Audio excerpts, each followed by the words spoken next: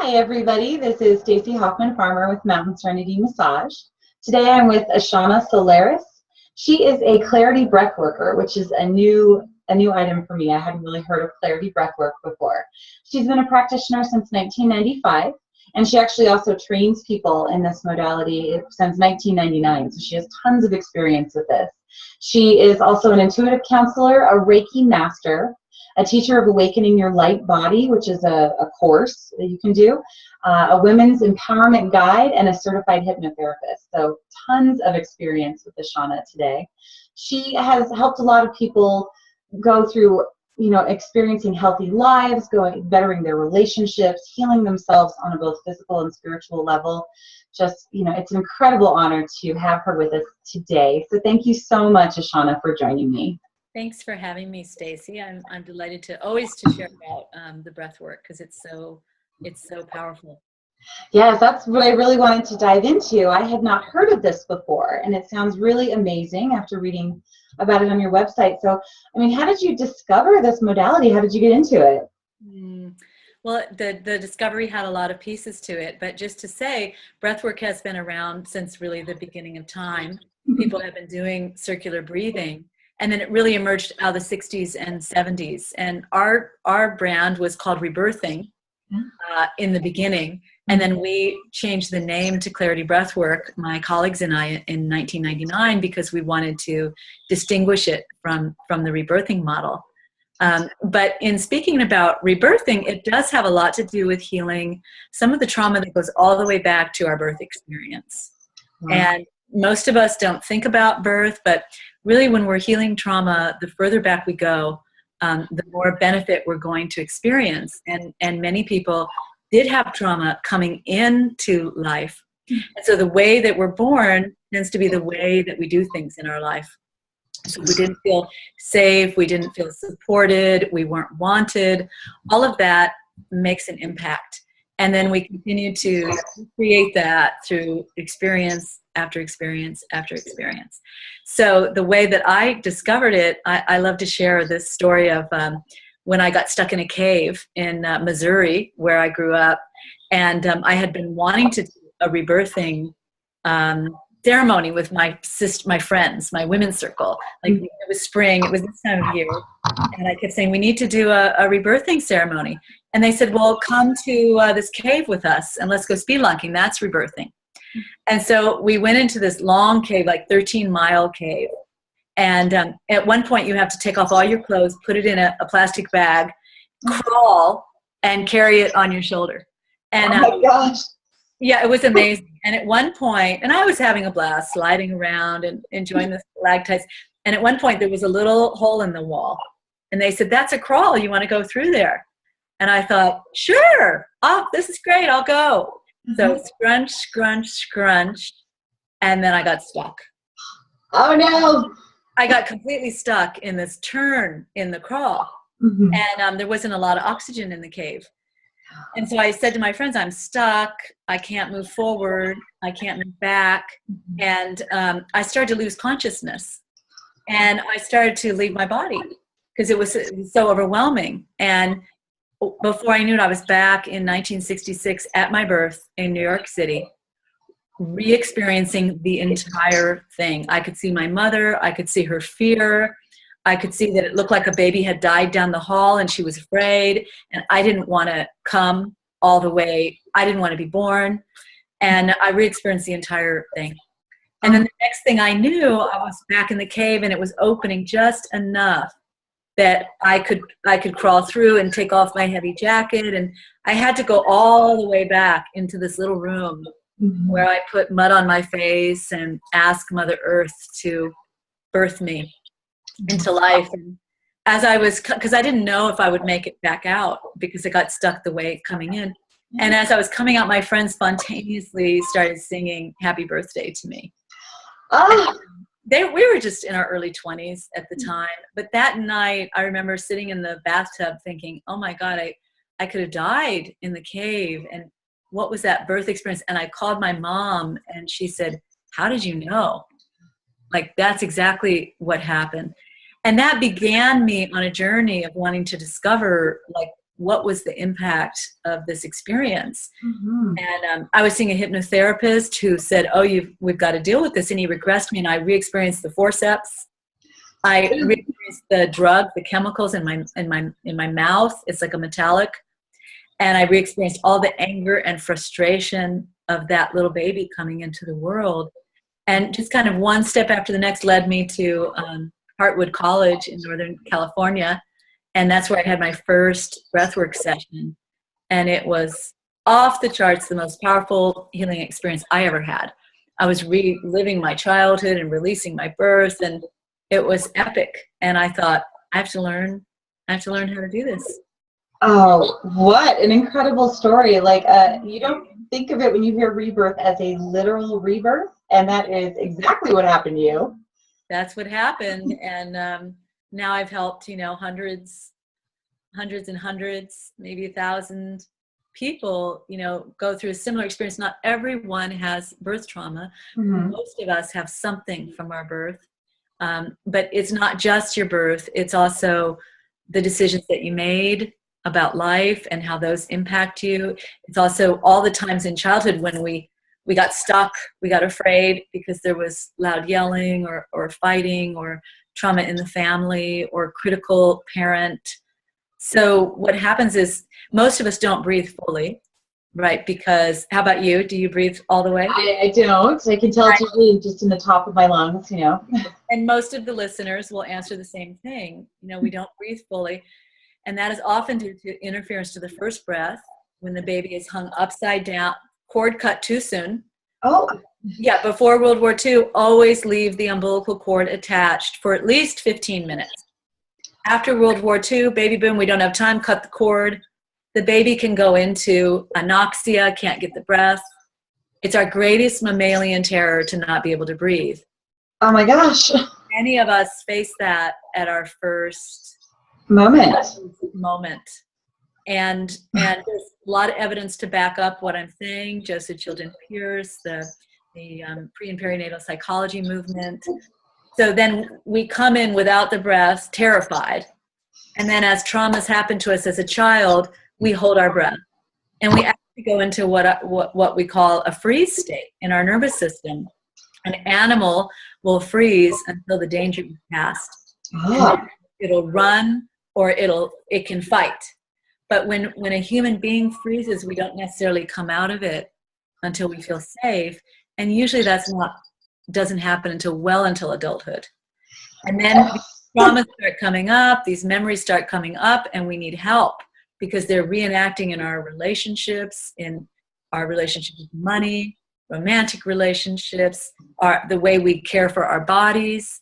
It all starts to show up, and then we start looking for help and come to therapists like you or to breathwork. And breathwork is a gentle and accelerated way to clear through these blocks so that we can restore the natural breath to the system and release this terror that we've been holding, this freeze or this dissociation. That is really incredible when you're describing that the fundamental moment of starting this life is coming in fear with no breath. That is kind of terrifying when you think about it. It is terrifying. And so most of us checked out and at some level just didn't come all the way into life. Yeah. A lot of my work is just welcoming souls all the way into their life because they've been on the sidelines. They've been watching or they've just been in fantasy land or dissociated. And so to start to bring people all to clear that passageway of these major places of stuckness, it's like clearing the birth canal all the way into the age we are today so that all of us can incarnate here. And then we can take everything that we experienced on the way and transform that into the gold of what our service is. Oh, that's excellent. What we're here to offer. Like I would imagine that there's a reason why you went into body care, why you went into massage. Yes, and it was a long time coming. I really resonate with the holding back you're talking about, the fear state where you're sidelining yourself. Yes. I sidelined myself for many, many years. I got back into massage full time quite recently. So, Congratulations. the undeniable moment where you need to do what you're here to do. That's right. Yeah. And then So, because we have to confront our fear of really showing up, our fear of being seen, and our fear of coming out, which is going to be birth trauma. So if we were mishandled at birth, if our mom was unconscious, and about 80% of our mothers were unconscious or drugged in some way, then that age group. Yes. that age group. So then it may be hard, like we start to come out and then we get really confused. We get foggy, we get dissociated. Wow. So congratulations that you've been able to clear through that and step out. I'm imagining you had to do some work to do that. Oh, yes. It's been a couple of years of some pretty interesting work that's still obviously in progress, which is, part of what this is about is helping people recognize those similarities that we all have in doing what we need to do. That's right.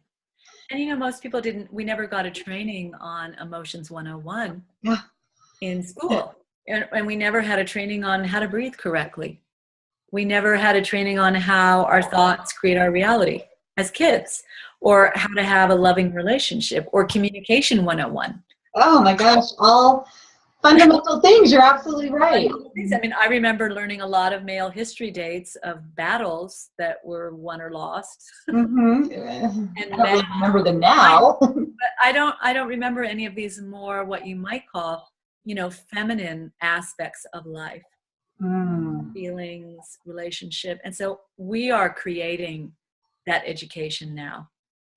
It's an exciting time to be doing this kind of work. I totally agree, where we're relearning some of the very basic things that we should have already had. I think that's right. In this society, especially right now, since it is patriarchal, we're in a very, male-dominated kind of mentality.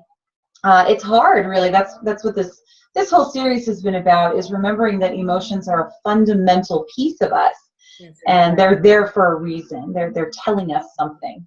Absolutely. So it sounds like you have quite a lot of experience in this with the breath work as well. So I do. I mean, the breath really helps open up the emotional flow.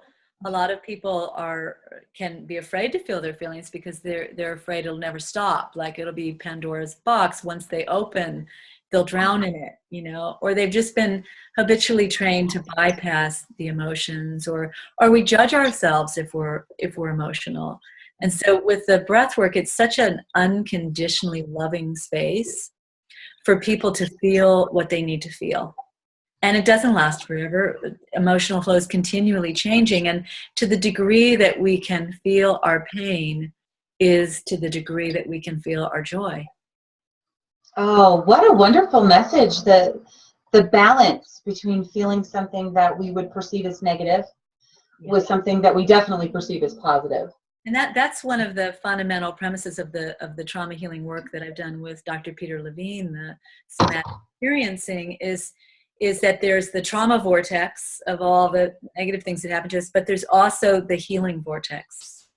So wherever we have trauma, wherever we have pain, there's an equally powerful opposite vortex. So there's even trainings on how trauma relates to spiritual awakening. Because if we've had a lot of trauma, chances are we also have the potential for a lot of spiritual awakening. Oh, I think that's wonderful to think about, especially for people that may be watching that have a greater degree of trauma that most people don't experience. Right. To remember that the other side of that is good. I want to say to all those people out there, because I know I've had a substantial amount of trauma myself, and I know that completion is possible. And that's great. I know that out of trauma can come incredible gifts. It's like the analogy of the finest gold is made out of the hottest fire. Yeah. The diamond out of the pressure of the darkness. It's like out of what has happened to us come the gifts. And I love Sanatan Kaur, who's a famous kirtan artist. She says, give thanks for those moments of utter despair and pain, because it's in those moments where you called out for help, where you called out for the divine or God, whatever you want to call it, to help you. And that help has come. it answered your prayer. It heard you through samsara, suffering. And your life is changed because of that.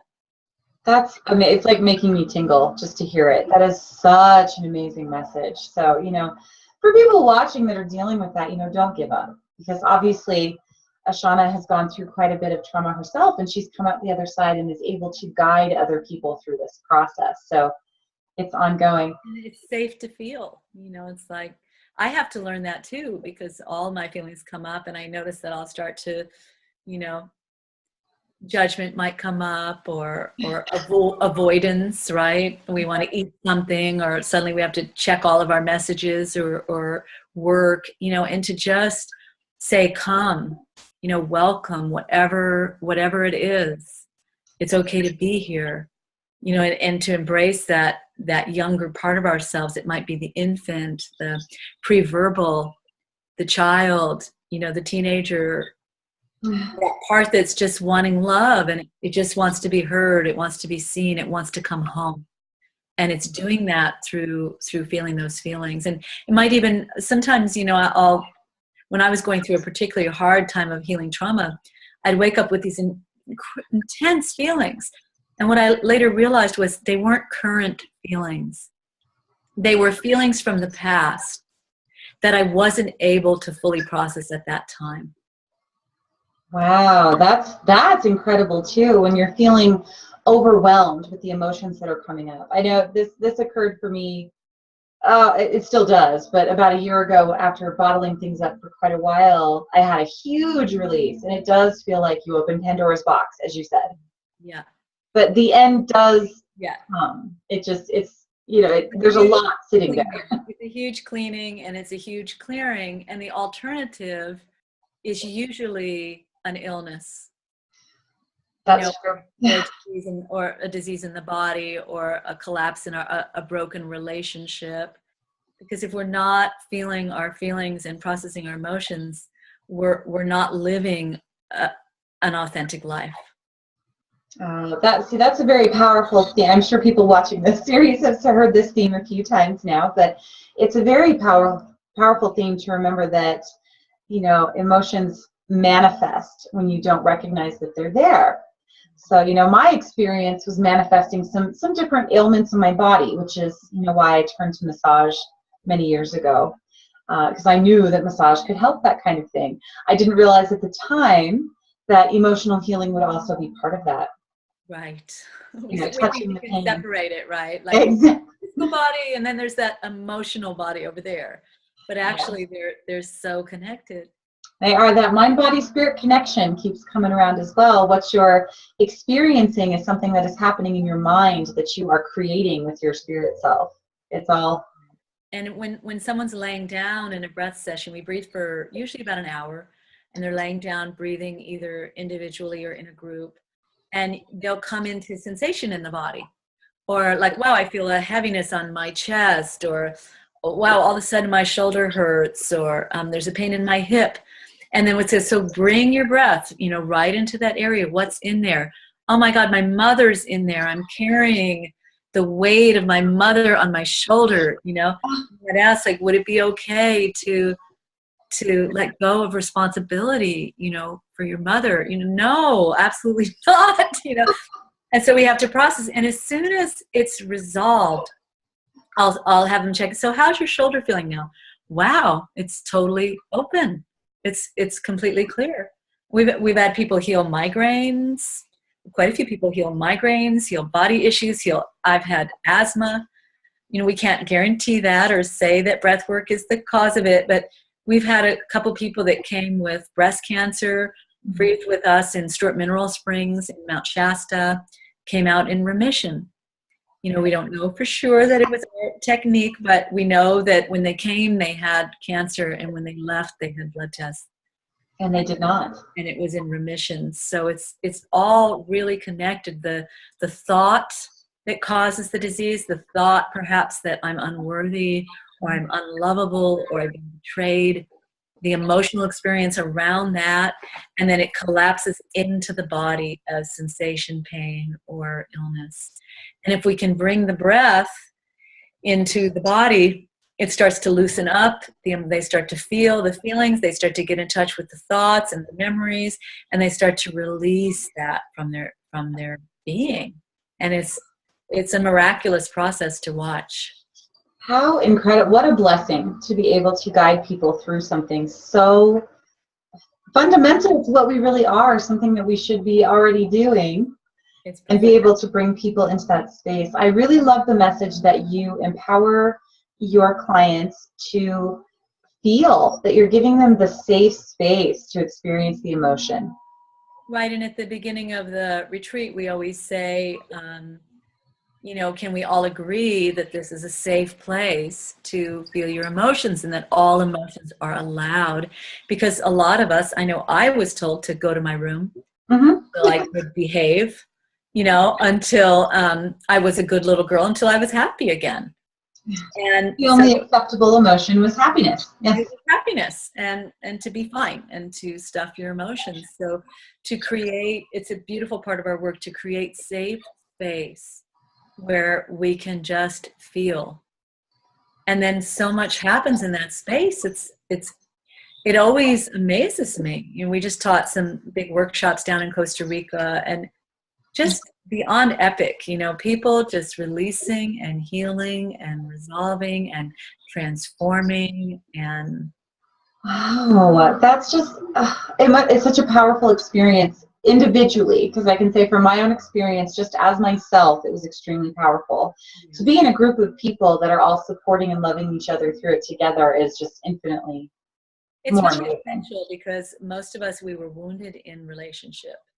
And so our healing comes through relationship.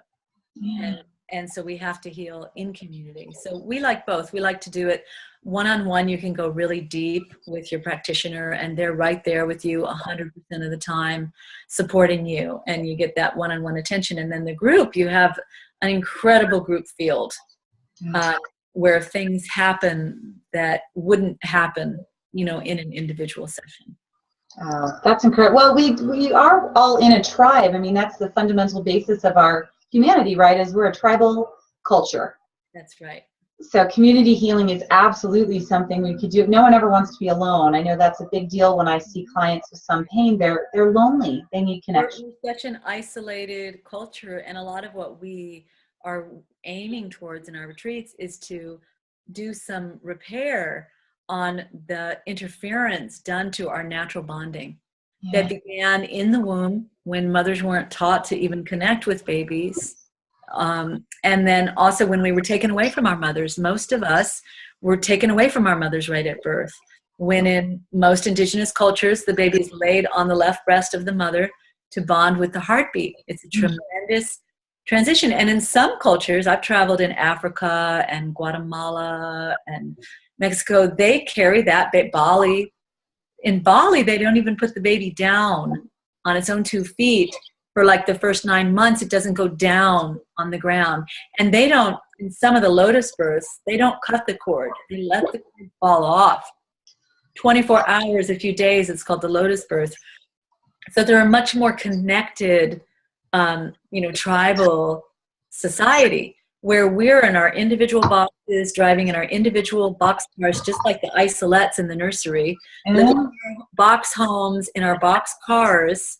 And there's an epidemic of loneliness and isolation and suicides going up. And the little iPhones become another, the phones also become the box. So a lot of what we try to do is start to clear those interferences and reconnect through dance and movement and leaning into other bodies in a safe way, learning how to receive safe touch, learning how to share more what's really going on than just the surface. Just the I'm okay. People get into the I'm okay mentality. Exactly. Yeah. It's okay not to be okay. Exactly. In fact, it's better to be a mess. I remember Sandra Ray, when she took groups to India, and I went on one, she would say, I don't worry about the people who are a mess falling apart. I worry about the people who don't fall apart. Yeah, what are they controlling inside there? Yes, having a very controlling personality myself, it was extremely difficult to let those emotions out. I think the connection of a full breath is really key. I like that with the Clarity Breathwork, how fundamental it is to breathe. Right, and when we breathe into it, it starts to open up. It starts to loosen. It's like adding, water to the hose that's been laying in the yard, and it starts to clear out, what's been stuck in there. And what I love about the breath work, because I did many healing modalities before I even came to the breath work. What I love about the breath work is the person is doing it themselves. It's their own breath that is clearing their energy. It's not something that the practitioner is doing to them. I mean, the practitioner is helpful, holding a space of unconditional presence, but we can't do it. First session with my clients is an agreement that I cannot heal you or fix you or change you. What I can do is hold a really good space for the only person that can do it, which is you. Yeah. And they agree to that. But once they discover a technique where they can breathe through the feelings, everything starts to open. Because then no matter how intense it is, we can keep breathing. And then we know that it changes. We know that we get to the other side, and that when we get to the other side, we feel so much better. We feel cleaner, we feel clearer, we feel more open. Our vision opens, our senses, it's like we're more connected, and then our fuller potential is possible for that to emerge. Oh, that's really, again, I'm tingling again. I love this. This is incredible stuff. So, for people watching that are really resonating with this, think about what you do. I tell my massage clients this all the time as well. Think about what you do when you are in an uncomfortable situation. And it's usually you hold your breath, right? Oh no, you tighten up. Everything tightens up and you're holding your breath. And this is the opposite of that in that intense situation. Yes. You breathe it. You let it go. Yes. Oh, what powerful work. Oh my goodness. And that breath work, starts to translate into your everyday life. Once you start breathing more in breath work, you start realizing, oh, I'm not breathing. Let me breathe more. Mm-hmm. And some people we often assign like 10 circular breaths in the morning, 10 circular breaths in the evening, just to help people. Now there are like breath apps that remind you to breathe every hour, and gotta have something to get you going. Yeah, and Dr. Andrew Weil, who's the forefront leader of the integrative medicine schools and trainings, he says if he could give people one thing out of all Western and Eastern allopathic and non-traditional medicine, it would be breath work. Because it's so fundamental. Number one thing. Yeah. Wow. So, thinking through that, as I'm breathing while we speak, thinking, okay, so it's really not getting down into that belly breath. I still feel it just sitting in my chest. I'm really not taking a whole breath. Right. So even knowing that I'm not doing it correctly is still, okay, consciously have to breathe through it. What am I holding on to that's not allowing that breath to flow through? Right. And that's a great question to ask while you breathe into it. And then we're doing inquiry. And I like how Byron Katie says we're either in inquiry or we're in reaction. And there is no other option. So we're either inquiring like, what is that in my belly right now when I'm at the job interview or when the date is coming to pick me up, like I'm breathing into it, or I'm shutting down and collapsing, and then, we tend not to get the job, or the date doesn't turn out so great because we were terrified the whole time. So breathing is also very practical. It is for emotional healing, and it can heal us all the way back through birth. And I would even say possibly, other lives have come up for people, the whole gamut of whatever they need to process. A lot of women process abortion trauma, sexual abuse, so many issues that happen to us. But it's also practical in the now, because if you want to be more powerful now, if you want to attract more money, are you inhaling? Or are you focused on the exhale and you're spending too much and you're getting rid of everything that you have? Oh, that's a great analogy in this day and age. Because the way that you breathe is the way that you live your life. It's like that saying, the way you do anything is the way you do everything. So if you're not breathing, you're holding your breath, then you're not taking in life. You're probably not letting in a whole lot of love. You probably don't have a whole lot of financial abundance in your life. Yeah. And the beauty, and that's okay, you know, join the crowd, you know, it's okay. But would we like to have a more expansive experience here while we're here? And so to have that means to start breathing, to start feeling, to start letting go of the baggage that we've been carrying. And the breath not only heals us emotionally, I just want to say, I know this is about emotional healing, but once we feel our emotions, we also expand our consciousness. Oh, so get into that spirit space. A lot about the expansion of our consciousness. And as many of us know who are watching, we're in a consciousness expansion right now. We are going back to the fundamental reality that we are a spirit experiencing things in this body. That's right. And we're not going to get there well if we're not feeling our feelings. That's true. It's required. It's just part of the required program here on planet Earth is feelings. Yeah, again, you know, we wouldn't have feelings if they weren't something that is there to help guide us, things that help us learn and experience. They are there for a reason, and denying them, I mean, we've all seen it. It can cause just weird, crazy things to happen to yourself, to your loved ones, to your life. To your world. To your world. I mean, look at the world we live in right now. We live in. If those people that are setting off the bombs in Europe were in touch with their feelings, they wouldn't have done it. I mean, would they do that? Their true deep feelings. So so there's some work to be done, and emotional healers are really needed on the planet right now to facilitate, because there's also, you know, an epidemic of antidepressant, anti-anxiety medication right now. And we don't want to make that wrong, because some people may really need that, and yet probably a lot of it is unnecessary and numbing. And if we feel our feelings instead, and realizing that our feelings are the language of our spirit, it's a message from spirit, it's part of our navigation. Yes, very much so.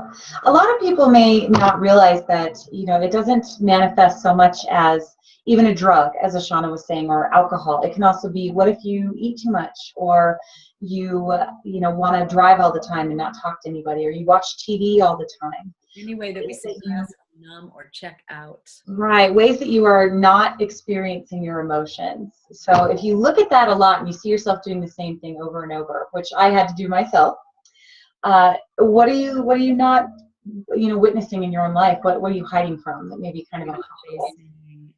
And why not now? You know, life is also short. None of us know how long we have, you know. Right. So why not now?